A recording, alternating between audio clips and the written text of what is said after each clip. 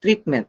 Now, there are various issues to consider. Number one is the capacity of, from a utilitarian perspective, we look into the reality that is practical, and families might decide on the basis of their diminishing resources if and when they may continue with the treatment and providing life support for this patient. On the other hand, we have to consider primarily that every life is sacred, and so therefore we have to respect the right to life of the individual. Now, the other thing that one can look into is organ transplant. Does it, from the point of view of the natural law, does it violate God's design, and for that reason are we allowed to do this life saving intervention in order to extend the life of the patient? Now, the most important consideration, of course, is primarily the respect for human life and the dignity of the individual. Now, as the science has developed, there are more progress that has happened in the field of medicine, and one of which is genetic medicine. Now, in genetic medicine, it involves the use of embryos, and because we use embryos, the question there is, do we violate any do we violate the sanctity of human life if such an embryo, for instance, is harvested in order to take from its stem cells that can be grown into the laboratory and used later on in order to treat genetic diseases. And the basic idea here is, again, we look into the morality of such an action, and the most important principle to consider primarily is the respect for human dignity. When we mention human dignity as the underlying principle, this suggests that human life is sacred, and for that reason, every human being is worthy of respect. The next critical issue that we can look into is the question of cloning. Dolly the sheep, for instance, was cloned, was a clone, and the experiment was done in order to prove that we can actually replicate, okay, the genes from one species to another, and create a similar entity. Now, the question is, in cloning, what are the moral questions that are involved? The basic idea thereby is, are we not firstly violating God's will if we design human beings the way we want them to? Now, the idea of genetic engineering is that we want to create certain prototypes of human beings, and this has what you call some eugenic value.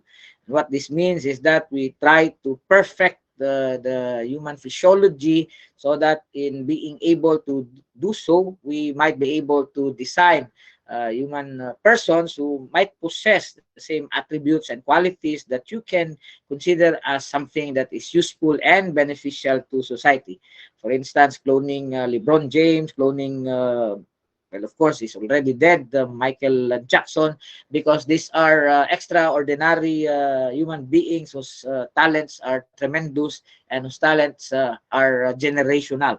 When we consider many of these things, we go into the basic concept that involves bioethics. Okay, so when we say bio life, so the question therein, therefore, is what is the value of life? How do we enhance human life and promote the decent state of being for and of each individual? And in that respect, when we consider bioethics, as Professor Darrell Macer has suggested, we have to look into bioethics as the lab of life. And so therefore, many of these things, while it concerns human physiology and questions with respect to the life of the individual, it also involves a relationship with other people, with the environment, with God, with the state, insofar as this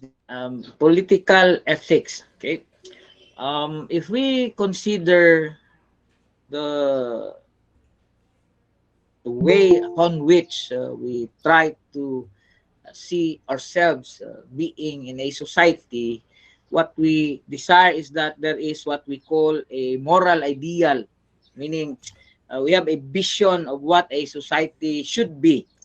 And that vision of what a society should be is something that should be grounded in what we call the common good.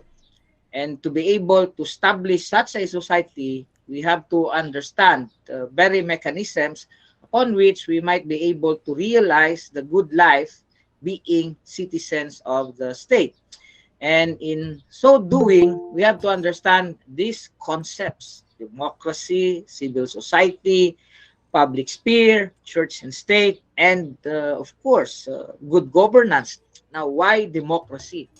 Democracy is crucial insofar as it is the mechanism upon which we may be able to empower people.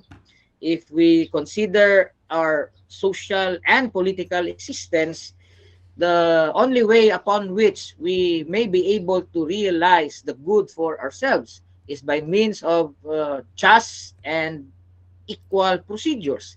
Because in the absence of justice and equal procedures, those who are powerless, those who are in the margins, those who are poor, and those who do not have opportunities and chances in life may not be able to achieve for themselves a decent state of being upon which they may be able to realize their dreams and potentials and those things that they desire, not only for themselves and for their families. And so if a society is democratic, therefore, and if it is truly democratic, then what happens is that, number one, there is what we call the equitable distribution of resources. And to be able to equally distribute resources, we must have just systems and just structures. These are crucial insofar as these are the very mechanisms upon which we may be able to deliver to the people the things that they need for them to be able to live decent lives. Now, what is the role of civil society? When we talk about civil society, we refer to what Rawls calls the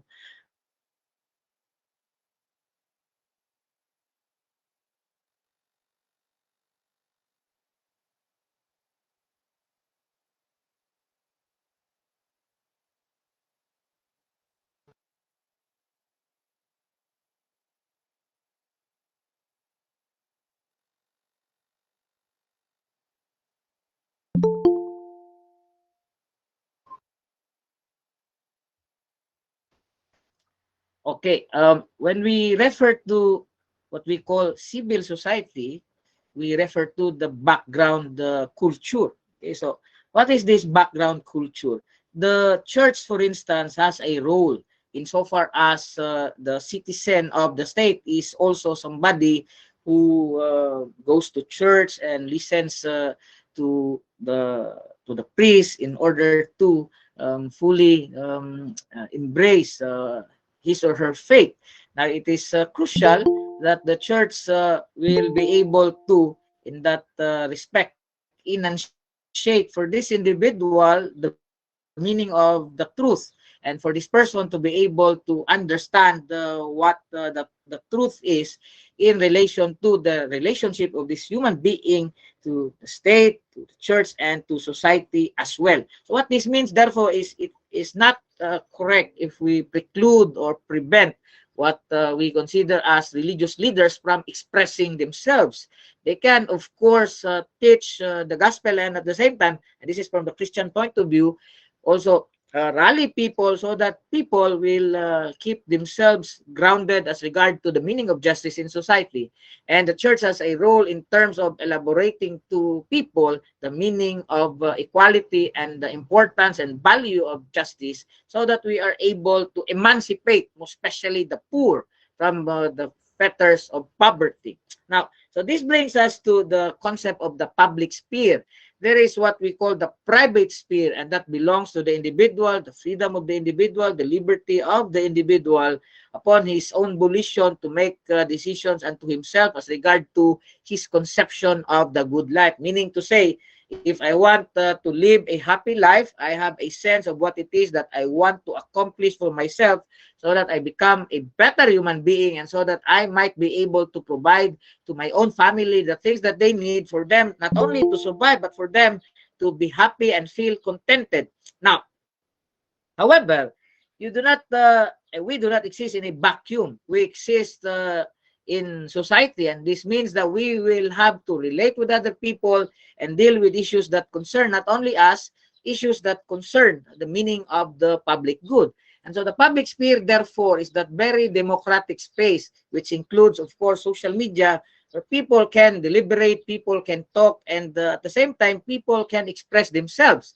And so it is crucial that when we talk about the public sphere, it is not controlled by one force. The state cannot in any way dictate on people what they must say insofar as that would violate their freedoms of expression.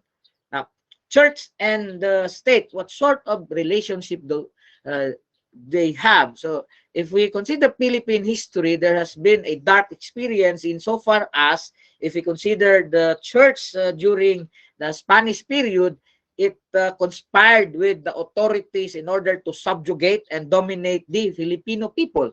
And it's for that reason that you have the separation of church and state, which means that we must guarantee that our political decisions are not influenced by religious tenets or principles.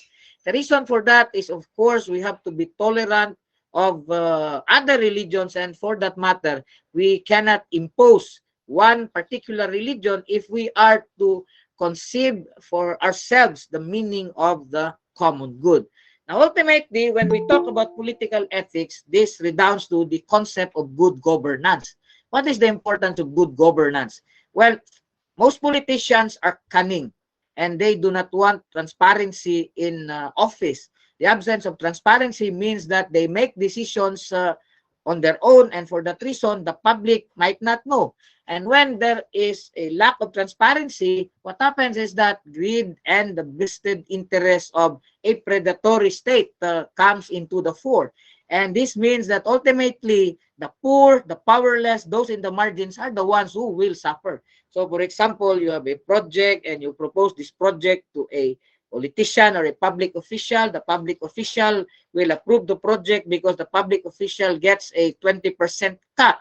Now, if this is approved and yet the project is substandard, the project is bad, what happens is that in the end, it is the poor and the powerless who will suffer from this project because it will not be beneficial to them, since a huge part of that project goes into the pocket of corrupt people.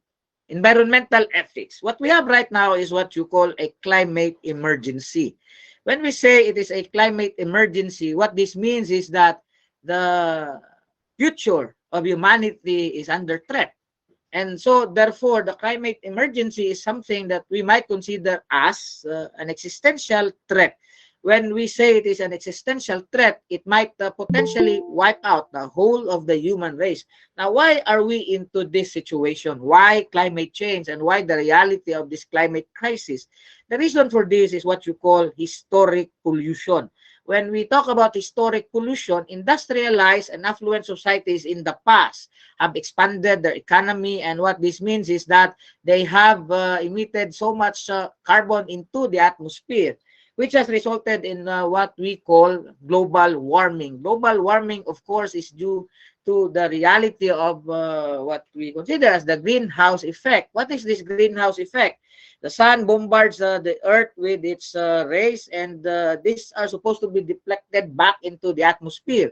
Now, with carbon deposits in the atmosphere, this the heat no longer is able to escape our own atmosphere, and so it is reflected back, and it results to the melting of the ice caps. And this results to, as a matter of consequence, cataclysmic events like Typhoon Yolanda. Now, the thing with climate change is that while affluent societies have benefited from what we call historic pollution, because when they expanded, they also improved their economy, and at the same time, the standard of living of their people.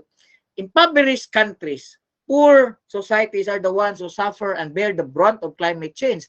Why is that so? Because we lack the infrastructure to be able to mitigate the impact of climate change. So, for example, if there is a calamity that is happening in the US, they can simply address that on the basis of they possess the resources to be able to repair and at the same time improve the infrastructure necessary in order to prevent the destruction of property and the loss of human life. But in the Philippines, for instance, when we are affected by these calamities, we lack the resources and we simply depend on our resiliency. It is for this reason that we have to demand what we call moral accountability from our public officials so that we can dictate unto them and to the world that they pay us, because the suffering that we experience due to climate change is something that is not our own doing. This brings us into the idea or concept of climate justice.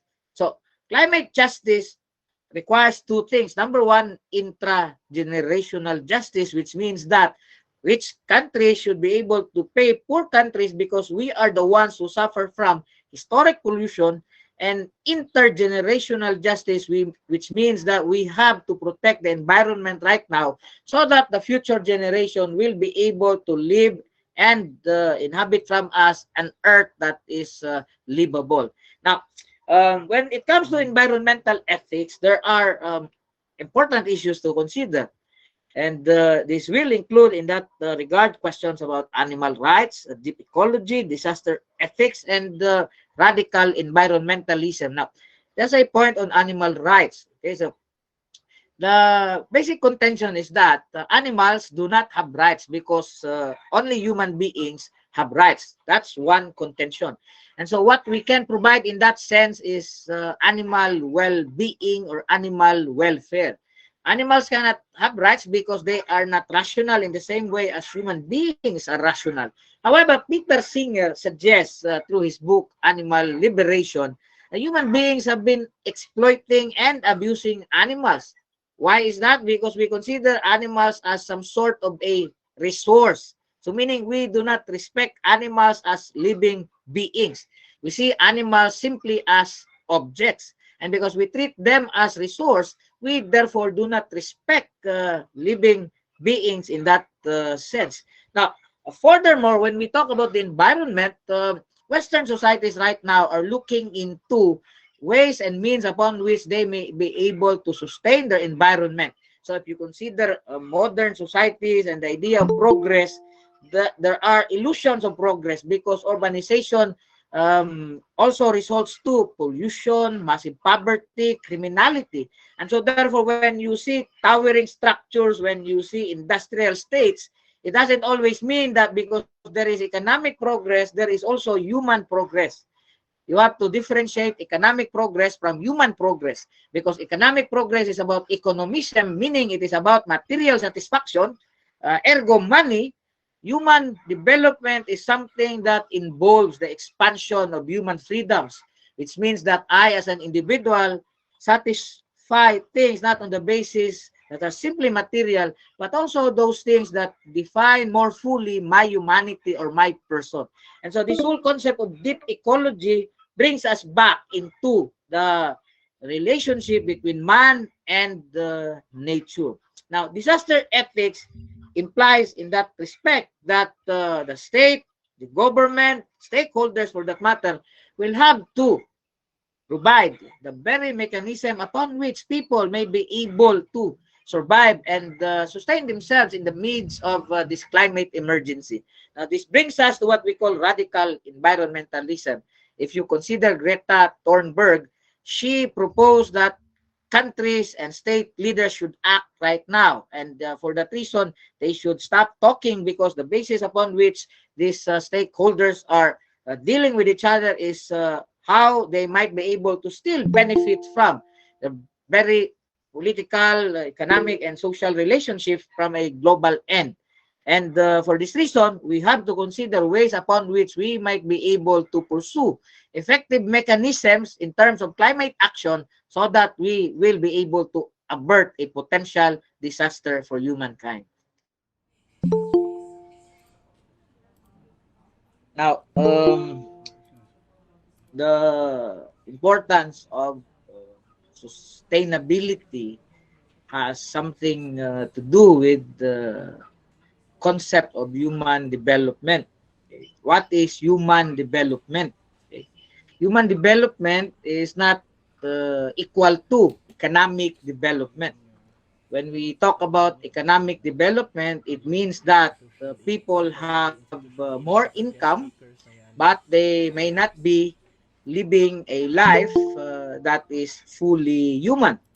What this means is that there are rights that might be precluded, implying that I may not be respected in terms of the idea of difference. And this includes, for example, if I belong to another religion and if the majority does not respect my religion, and so even if there is income growth, that society may not be peaceful. There can be violence. And so when we speak of human development, there is in that regard respect for human rights, respect for religious and cultural differences, respect for what Amartya Sen called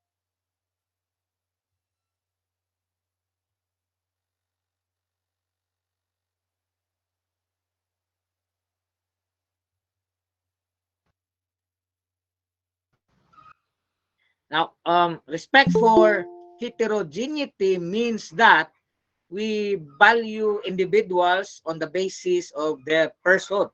We do not make judgments on them. We accept them for who they are. And the very reason for this is that there has to be a recognition of the moral worth of each human being. So in a society, for example, there are people who belong to the elite. And when they belong to the elite, what happens naturally is that they sometimes exclude others, meaning they do not allow others to join the activities of society. They do not let those people who are in the margins of society, for example, indigenous peoples, they cannot participate in the activities of the majority of the population. And what this means is that as an individual, I do not fully see myself advancing and developing because there is a threat not only to my economic well-being, there is also a threat to my social well-being because my rights are precluded. And so this brings us to certain concepts, lifeboat ethics. What is this lifeboat ethics? From an economic point of view, we have to consider that everybody must be able to benefit from the goods of society. And what this means is, for example, we are on a boat and that boat is sinking. The ship is sinking in the same way as an economy is sinking. Now, the boat, the lifeboat can only save 25 people, but there are 27 people in the big boat that is sinking. So what do you do with the two? Okay, the lifeboat ethics is an important concept insofar as it allows us to respond to the question as regard to what do we do to those people who are in the margins of society. Do we leave them behind so that we might be able to achieve for ourselves the things that we so desire so that we can advance? Meaning, can we use other people as mere instruments so that you can achieve economic well-being? Can you take advantage of others and reduce them into tools so that you can attain economic progress?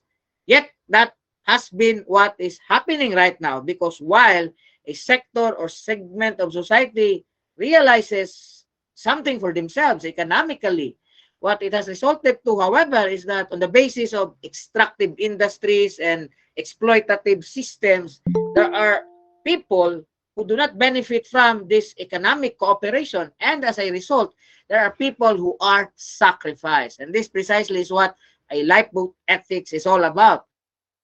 The There are people who are sacrificed so that there are those who might be able to attain and realize for themselves the good that they so desire. So the question is, it is correct to sacrifice people so that others might attain the good life that they so desire. Now, famine and affluence. Peter Singer discussed the reality of global inequality. The world is full of resources. Our own country even is full and is rich in natural resources. But how come there are people who do not have food? Now, famine is not a result of a lack of food. Rather, it is a result of policy failures. Now, this study was done by Amartya Sen, and he mentioned that the Great Bengal Famine happened because of bad government policies. The government at that time in India exported rice, okay, but they have not provided basic food requirements of the local population. And as a result, there was famine. And so Amartya Sen says, if you have a democracy, if you have good policies, if nobody is trying to exploit the system, then everybody must be able to have access to food. Okay? Now, overpopulation, sometimes we define, okay, so development on the basis of, say, people achieving a certain level of affluence. And so when we say in that respect that there are too many people, then we immediately say that a country is poor. Now, what really is the problem when it comes to overpopulation? Is it really due to the fact that we lack resources, and so therefore we cannot in that respect provide for the needs of everyone else? Or is it because government is pretty bad, and that those people who are in charge of policy are not doing enough, they are not listening to the experts, and for that reason, they cannot provide for the basic necessities and needs of society? So if you consider the whole Philippines, for the longest time, okay, so it has been the capital that had been enjoying in terms of the resources and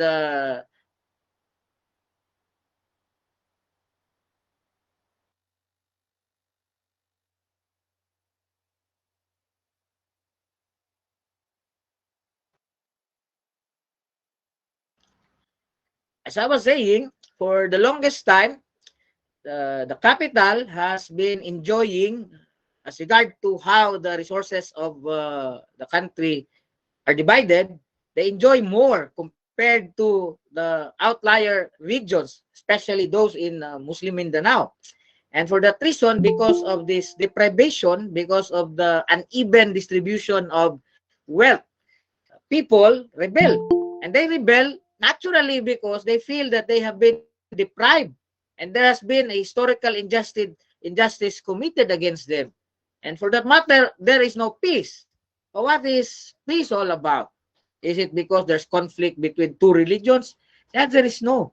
It is a question of historical injustice. So in order to rectify that, society must be inclusive, which means that we have to redistribute the resources of a society equitably.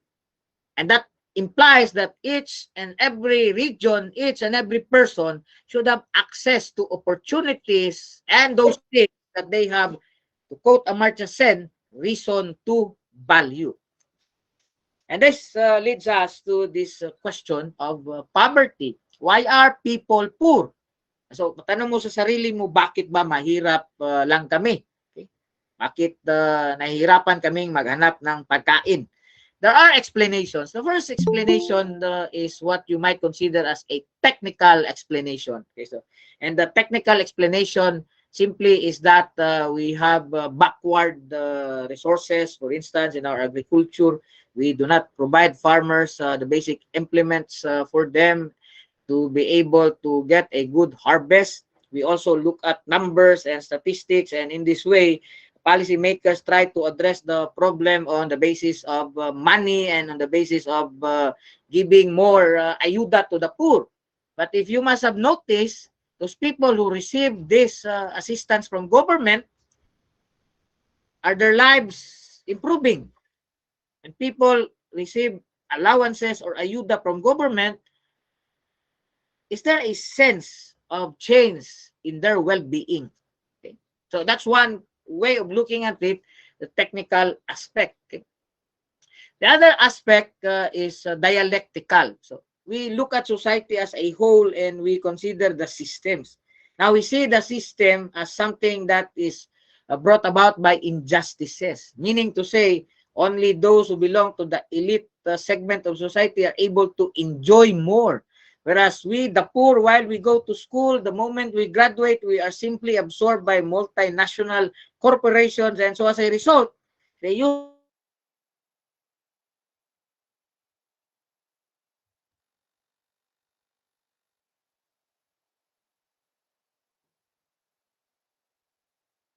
system.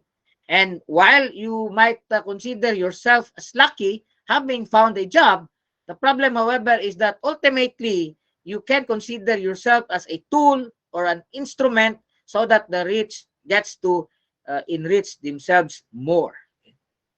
And so, generally, therefore, when we talk of human development, we refer to that which is sustainable. And so,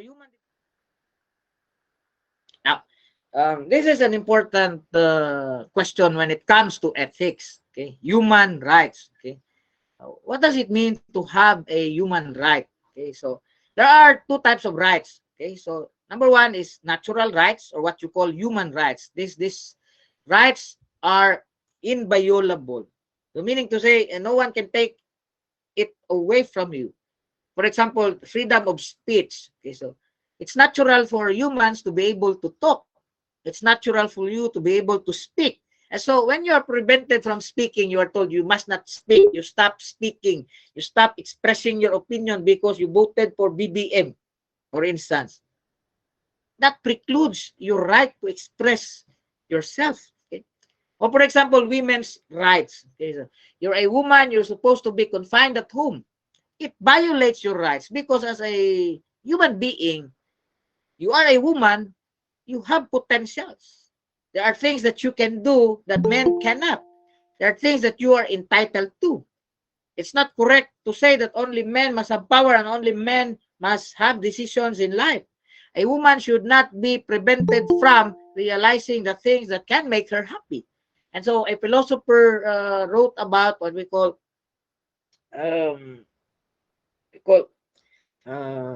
throwing like a girl. Okay. So for example, when you throw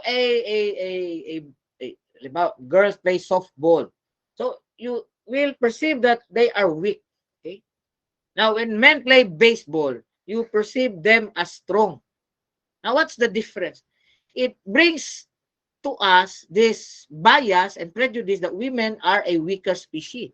So that when there are difficulties and problems, women cannot do anything about these things. So when you tell someone you act like a girl, you are playing like a girl, it means that you are suggesting that women are weak, which is wrong. Okay? If you're a beautiful woman, you can charm so many men. You can reject all of them. Now ask them, who is the weaker species now? Remember Gloria Macapagal Arroyo. Was she weak? She wasn't weak. Okay? And so to think that women are weak is simply a prejudice.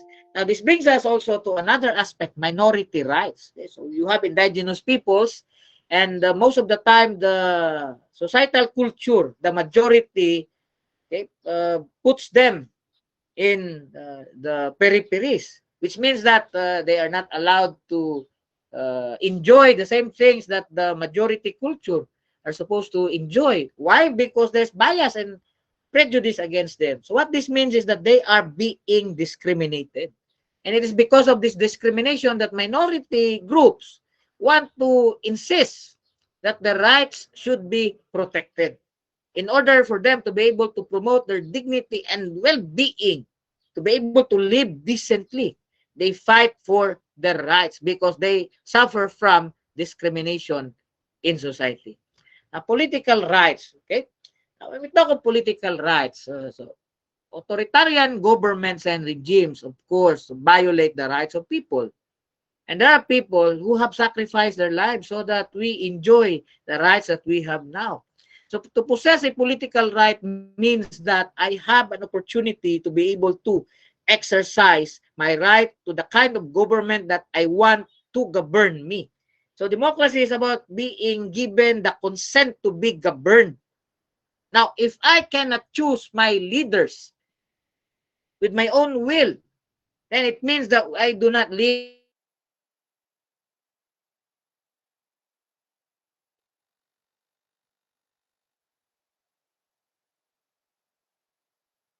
What's happening right now is that the rich are taking, the affluent are taking advantage of the poor. They reduce the poor into instruments and tools. And so people must be given what they need so that they live a decent life.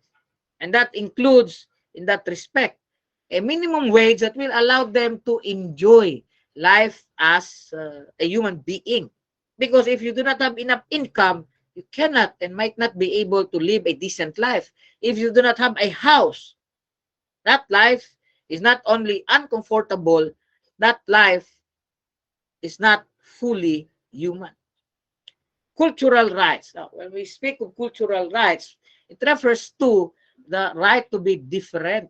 Okay? That's meaning my identity must be protected, and I must not allow others to judge me, to discriminate me because of my identity.